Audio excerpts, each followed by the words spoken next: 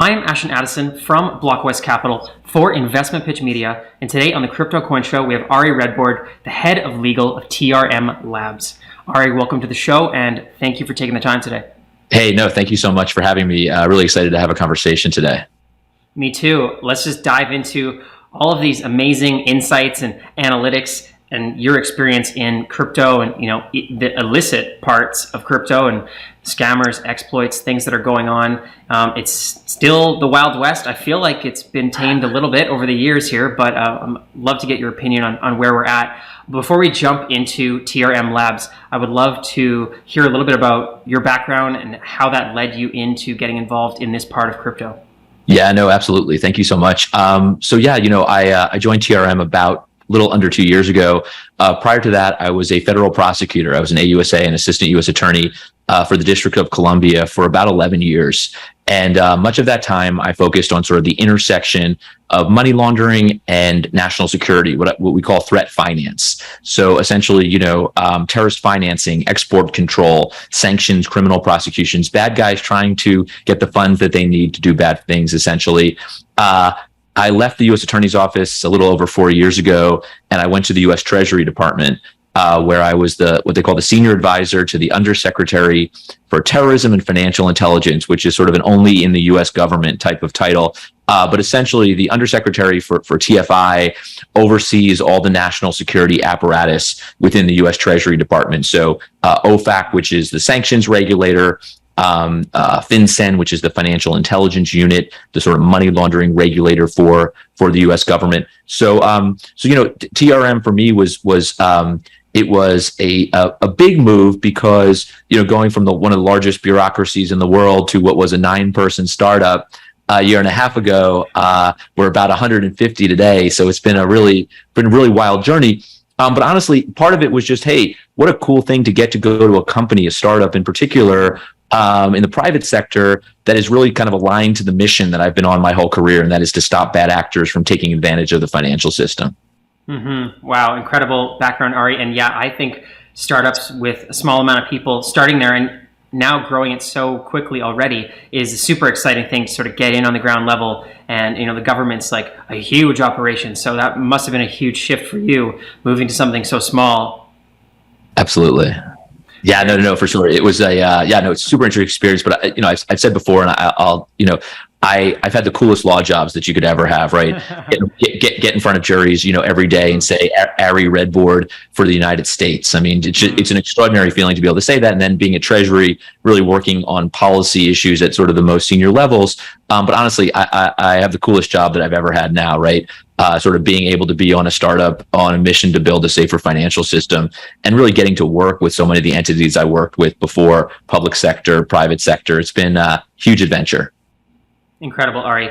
And I'm super interested in your take and insights on how you see the blockchain industry right now. Some people say it's the Wild West and, beware, and others in analytics and exchanges are saying, there's a very small percentage, under 1%, that's actually illicit. And, there's a lot of institutions and proper regulation getting involved into cryptocurrency currently. Sort of what's your stance on it right now? Yeah, look, as a career prosecutor, you learn very quickly that the truth always lies somewhere sort of in the middle of any conversation like this, right? And I think that's absolutely true in the crypto space. The same qualities that make crypto such an incredibly powerful force for good, right? Sort of permissionless, decentralized, this cross-border value transfer at the speed of the internet. To be able to bring things like remittances, across the world, to bring, financial inclusion to the unbanked, to send funds to places like Ukraine for, humanitarian aid or frankly, assistance to the resistance movement there in the military, also makes it very attractive to illicit actors who want to move funds at the speed of the internet across borders. But I think what's really so extraordinary about this technology is that law enforcement, investigators have never had more visibility on financial flows than they have today in crypto, right? You use tools like TRM to trace and track the flow of funds in cryptocurrency And you can do that because of sort of the unique nature of open blockchains, right? You can see every single transaction and it is immutable. It is forever. And that allows investigators and compliance professionals to track and trace the flow of funds. But the reality is there are certainly vulnerabilities still in the system. And we're seeing that play out, over the last couple months and even over the last couple of days, we've seen a proliferation of attacks and exploits on cryptocurrency businesses. And the reality is that, a lot of these, even the largest companies in the space today, are still essentially startups. And, there is this sort of idea where you're still building, the plane while you're flying it, or some version of that analogy. And it's really true. You're not necessarily baking in that critical infrastructure of cybersecurity and, having and compliance controls and all of this. So it's this really interesting paradox right now. Look, I think you're absolutely right the way you sort of started out, that the overall, percentage of illicit activity in the space is very, very small. But I think one thing that's really important is we really have to ensure that that trust layer exists, right? You have to know that if you put your funds in an exchange or on a blockchain, that it is going to be there, and without sort of FDIC style insurance, we're going to really need that the cyber controls and cybersecurity are in place, so we don't have the sort of proliferation of hacks and scams that we've seen over the last several months. Definitely, and yeah, even just this week, two great examples of sort of different hacks, scams, or exploits in different ways. There was the Nomad bridge. And having a smart contract flaw that programmers or dark hackers can take advantage of, siphoning hundreds of millions of dollars from startups that they're getting audited, but money's moving so quickly, it seems, in cryptocurrency, that a startup that has some hype behind it can easily have a few $100 million of locked into the DeFi very quickly without really ensuring that the security backing those contracts is hundreds of millions of dollars worth of security to back it. And secondly, the Solana blockchain, there were some wallets in the last 2 days here that I guess there was flaws in the way that they were preserving people's private keys, and attackers go for those centralized points where there's thousands of wallets that are exposing their private keys, and they sort of steal those keys and siphon the funds. Different ways that hackers are exploiting contracts. But how would you approach these attacks that have happened this week? Yeah, no, I think it's sort of twofold, or maybe even more than that, to be honest with you. I think, first of all, when you're going to get involved in an NFT drop, for example, you want to make sure that you're going in as securely as possible. So you're wanting to, and this goes to sort of the most recent Solana attacks, and that is you want to make sure that your wallet is secure as possible, that it only has the funds that you need in there, for example, at any given moment.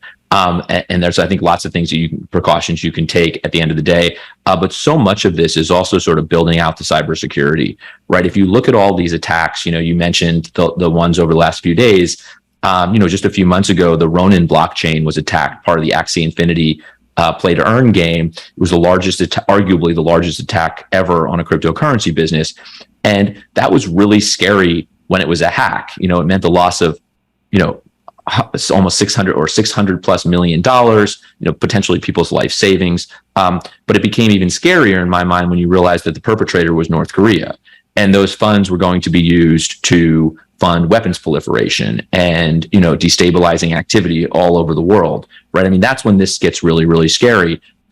So that's why it's just so critical to build out that cybersecurity and those cyber defenses, right? Mm-hmm. I mean, at the end of the day, this isn't as much, crypto is definitely being stolen here and crypto businesses are being attacked, but this is not a crypto issue as much as it is a cybersecurity issue. We really need to harden those cyber controls. For example, if you look at Ronin, if you look at a number of these other attacks, they were sort of built off of this social engineering, right? North Korea and other hackers are targeting specific individuals. The reporting is that Ronin was essentially a job offer to an engineer through LinkedIn, and he clicked on a PDF, and ultimately that was essentially how, at least in part, the attackers got to those private keys. So the reality is we have to harden our cyber defenses. So much of this is human error. But then we have to ensure that crypto businesses have the tools like TRM in place to react. Mm-hmm. And that's what we're seeing over the last few days. We've been involved in the tracing of some of these hacks that you've mentioned. And the idea is that, like, hey, can we follow the funds? Can law enforcement ultimately seize them back? What can we do here sort of after the fact? So I think it's a combination of really two things. What are the cyber controls that you can put in before a hack to stop it from happening in the first place? And then how can we use tools? How can we use expertise like TRM to sort of trace and track those funds when they're gone? Because the one advantage we have here is that, unlike bulk cash smuggling and networks of hawalas and shell companies and high value art and, real estate, sort of all the things that bad actors have always used to launder funds, we actually have visibility on the movement of these funds. So we have to take advantage of that as we're investigating these cases. You're definitely right, Ari. And with Bitcoin and Ethereum, it's all of the transactions are public on the blockchain. And from what I understand, and when criminals siphon some of those assets to their own wallet, it's getting harder and harder for them to transfer that to an exchange or somewhere where they can get cash, or they can obfuscate it, so it's hard for them to trace it to their identity. I'm guessing that you work alongside the major cryptocurrency exchanges, and from what I've heard, hackers try to send funds that have been blacklisted to an exchange, and then they get caught at that point where there's KYC. That's right. And, look, first and foremost, we're sort of the compliance tool that so many of these sort of crypto businesses, the exchanges that you just mentioned, and brokers and custodians and others who sort of use TRM as a compliance tool to ensure that you're not transacting with an illicit actor to begin with, right? I mean, if I want to transfer funds, I want to know that, right, Ashton is on the other side of that transaction, not Al-Qaeda. And exchanges are using us as a compliance tool for the transaction monitoring and the wallet screening component. But then you nailed it. You're absolutely right. The real key here is it is a race against time between investigators, blockchain analytics companies like TRM, law enforcement, with this bad actor who's trying to off-ramp those funds as quickly as possible through an exchange.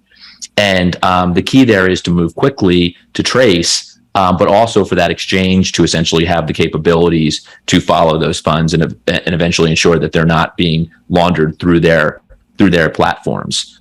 Because, right, the reality is today, you're not using crypto, you're certainly not using Bitcoin to purchase a lot of things sort of in the real world. So the key is for those bad actors to move those funds off chain, to off ramp them into more sort of traditional currencies. And that becomes this cat and mouse game between investigators and analytics companies and the bad actors who are trying to off-ramp those funds as quickly as possible. Now, to your point, along the way, there's all kinds of obfuscation techniques that they're using, mixing services and privacy coins, and they're chain hopping and doing all of this. But really, at the end of the day, it is that race that you're describing. And that's why it becomes so critical for exchanges play a huge role in that. Mm-hmm. Definitely. And with this race, I feel like it makes it more complicated if, for example, you are in the United States and they're in a different country, and then they're trying to move it to a different country, both countries not the United States. Do you have to work with international law enforcement, or how does that work with worldwide cryptocurrency? Yeah, no, it's a great question. I think something that's always so important to understand is sort of like there's always a lot of discussion around blockchain analytics tools like TRM. I mean, at the end of the day, these are software companies, right? And what investigators are doing is they're tracing and tracking funds using a software tool. That only gets you to a certain point. And that's when really sort of great investigators, from FBI or HSI or IRSCI or globally, are using all the other sort of tools that they've always used. They're using legal process to exchanges. They're sending a subpoena to understand, well, who actually does own that account, right? The exchange is the only one who has that know your customer information to kind of make that connection. They're working with international law enforcement, right? I mean, that's the nature of crypto, this sort of borderless value transfer, at incredibly fast speeds. It's more critical than ever to have that sort of global international cooperation. When the Biden administration dropped their executive order on cryptocurrency, really the first time that a US president ever even talked about crypto, right? And we get an executive order on the topic, which was pretty extraordinary. One of the major themes throughout was how critical it is for the US to work closely with allies globally, because of sort of that cross-border nature. And we've already seen a report from the Treasury and the Department of Justice on how to coordinate in cryptocurrency investigations, but also sort of for crypto policy. Because, look, I was talking to a regulator a few weeks ago in Singapore, and from the Monetary Authority of Singapore, and the point that they made was, look, we're only as strong as our weakest link here.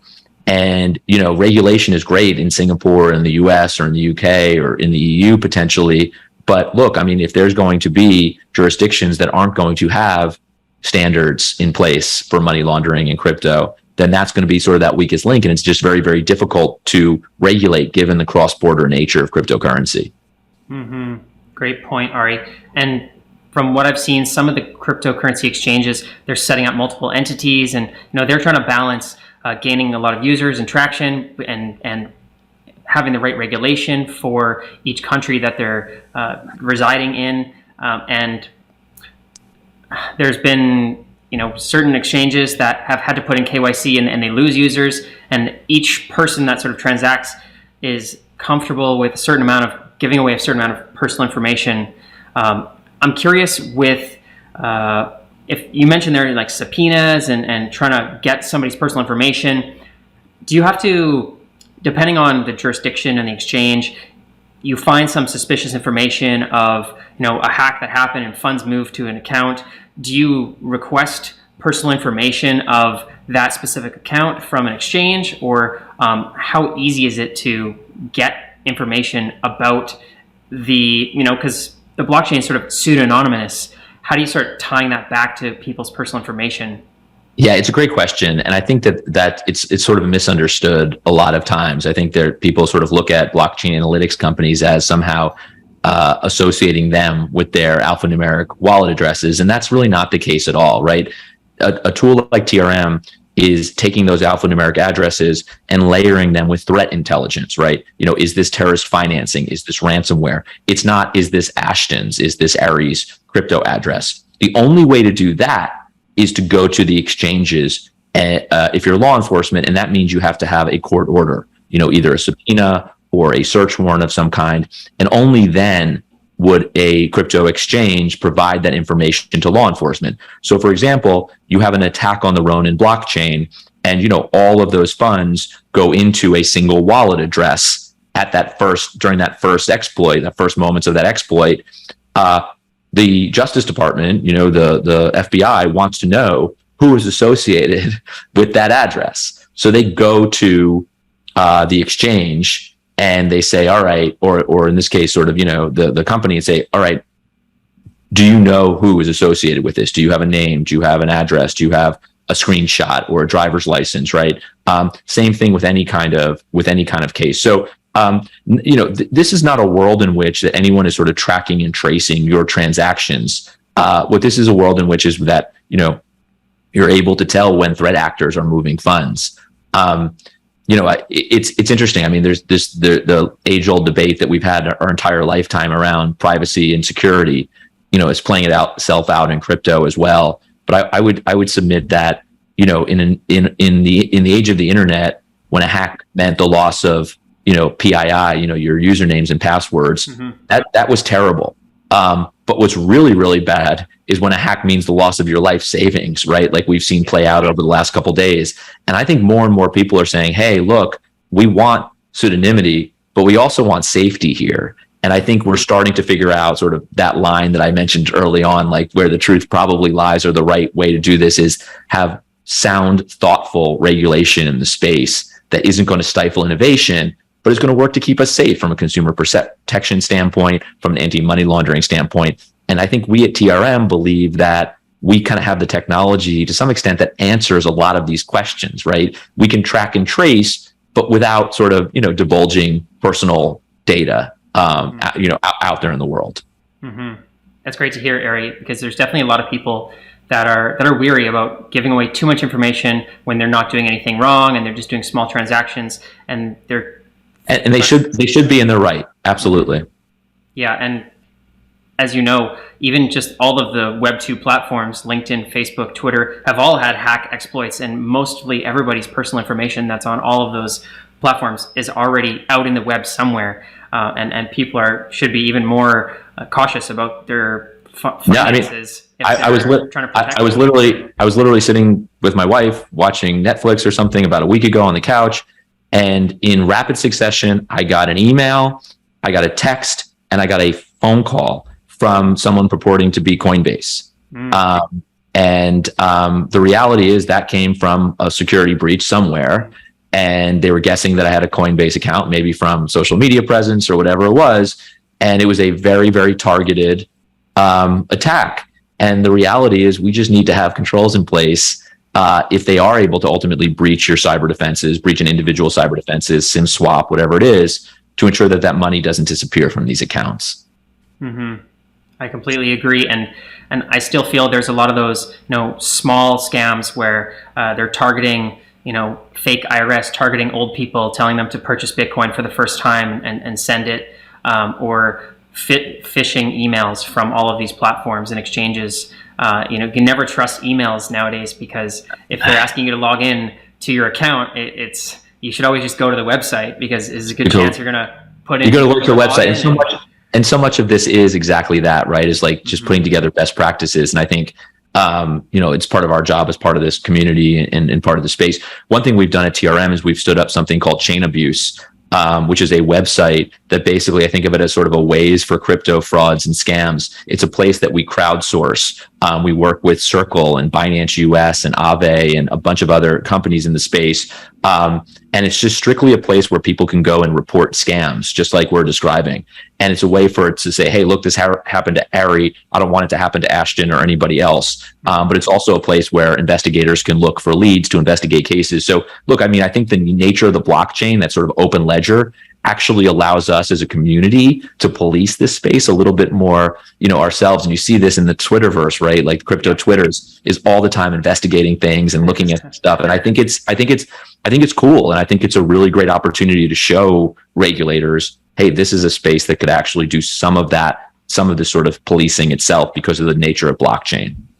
Definitely. I've seen many examples of white hat hackers. If somebody starts getting hacked, they'll post, and all of a sudden some white hat hackers are actually able to infiltrate into the person's account and sort of save the funds before the hacker can take it all. And many other accounts that are following a lot of these NFT or DeFi rug pulls and scams to trace, they're being the vigilantes themselves. And it's sort of a fine line between, should law enforcement do this, or should the guys on Twitter that have free time sort of taking the first steps to make it easy for law enforcement?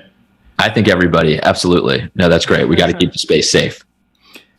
And now, Ari, as the industry continues to grow and we move into the next bull cycle eventually, of course, that brings with it more hype and more opportunities of people trying to get rich quick. And often with that comes people moving their trigger finger too quickly and sending money to the wrong spots. How do you and your team at TRM sort of keep up with advancing the software just to keep up with the industry? And what do you really have planned over the next year and few years to grow TRM? No, it's a great question, and it's been such an exciting journey already. I think that what we realized very early on in TRM over the last couple of years ago is that all of these tools were really built in a Bitcoin only world, right? Bitcoin just a few years ago was synonymous with cryptocurrency. And I think as we built TRM, we've realized that we are living in sort of a multi-asset cross-chain world where people are going to use all kinds of different assets on all kinds of different blockchains.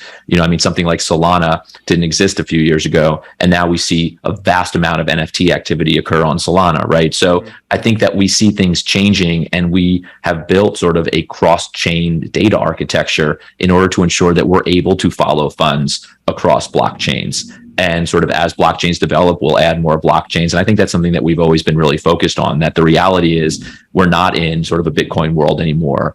I think today the use case, for better or worse, for crypto is sort of almost as an investment mechanism. Call it what you want, right? Security, commodity, but the currency, and we'll figure that out someday too. But the reality is it's being used as an investment, right? To buy, to trade, to sell, to hold. But payments is coming here too, I think, in a meaningful way in this space. Whether it's sort of, retail or, people being able to because really the promise here is this ability to transfer value at the speed of the internet, without intermediaries in a decentralized peer-to-peer way. And I think we're going to see more and more activity when that happens. And there's going to be a need for more and more of this type of visibility, of this type of anti-money laundering. And we're sort of building for that moment very, very, very much at TRM. Mm-hmm. Very exciting. And I completely agree with that, the payment side there, and we're already seeing it in some of these emerging countries, and I think that trend will continue. So thank you so much, Ari, for all the insights into this. It's super exciting stuff, catching bad guys, and it is thank you for your service in that, to make cryptocurrency a better place and make blockchain more accessible for other people that are just getting into it for the first time, and make sure that their funds and their information is all protected. So thank you so much. Thank you. We are all in this together, Ashton. Absolutely. And love joining you today. And thank you so much for having me. Thank you. And for people that want to follow more on cybersecurity tips or just learn more about the analytics with TRM, what's the best way to learn more? No, I really appreciate that. Definitely check out trm.com. We have a TRM Insights page that really is very, very active in terms of providing information and thought leadership.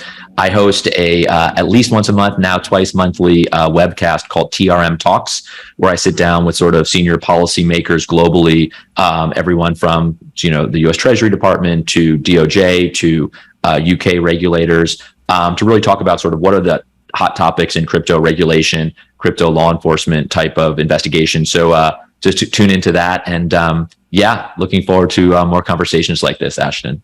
Likewise, and I will leave those links in the description box below. Thank you so much, Ari. All the best with TRM and everything moving forward, and let's follow up in the near future. Terrific. Looking forward to it.